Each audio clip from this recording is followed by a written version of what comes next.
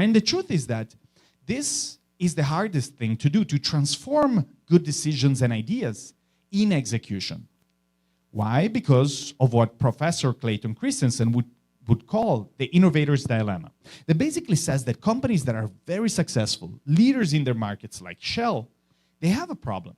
They have a problem of transforming their innovative ideas into execution. Why?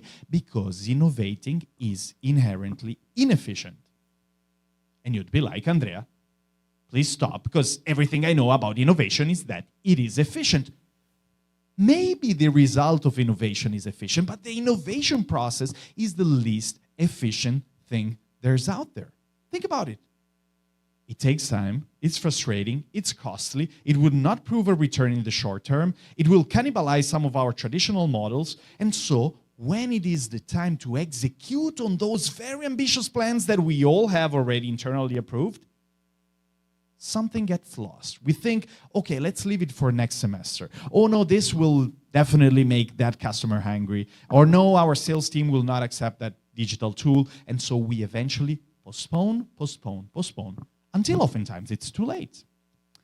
Because let's look at the Innovator Dilemma that was in the DVD market many years ago, for who recalls those times. Netflix, before streaming, was a DVD rental company by subscription. But the leader of the market at that time was Blockbuster. Everyone knows this story.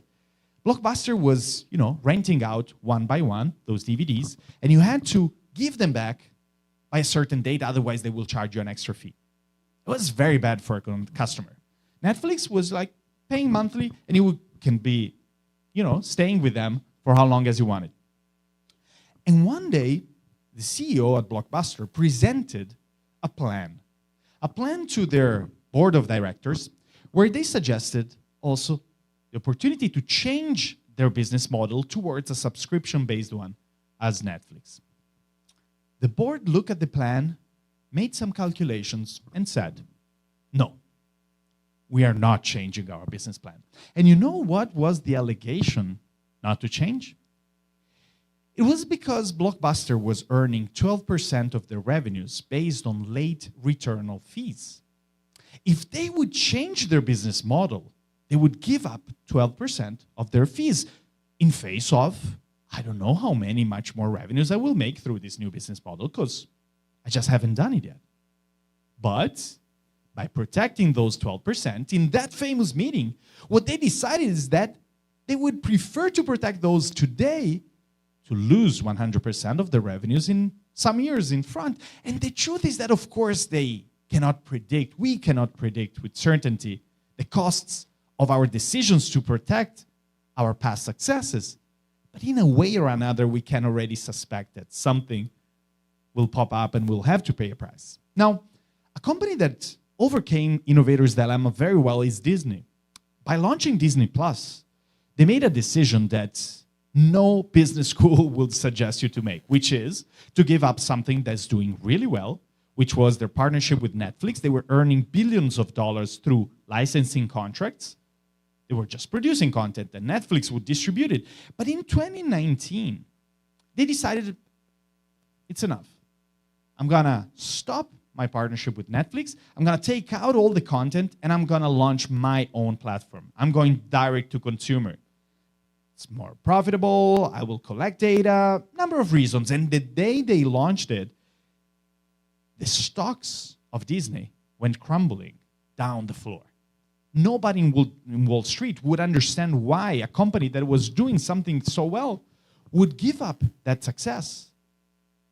And the truth is that this, again, is what the Innovator's Dilemma makes us think.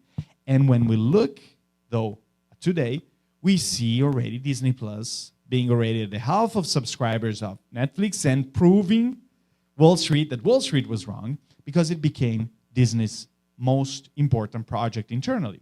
And we see traditional companies having Innovator's Dilemma the whole time. Ikea, biggest furniture company in the world. What they're doing in Europe, they implemented a furniture by subscription model, where instead of selling you furniture, you pay a monthly fee, and once a year you have the right to change that furniture. And why did they do so? Because Generation Z wants to have this flexibility, they want to change it. But think about the paradox. The more subscriptions they will sell, the less furniture they would sell, which is their core business model. But in face of changing consumer behavior and expectations, what they did, they thought again that same question as before, if it's not me doing that, then I risk someone else coming and taking my place.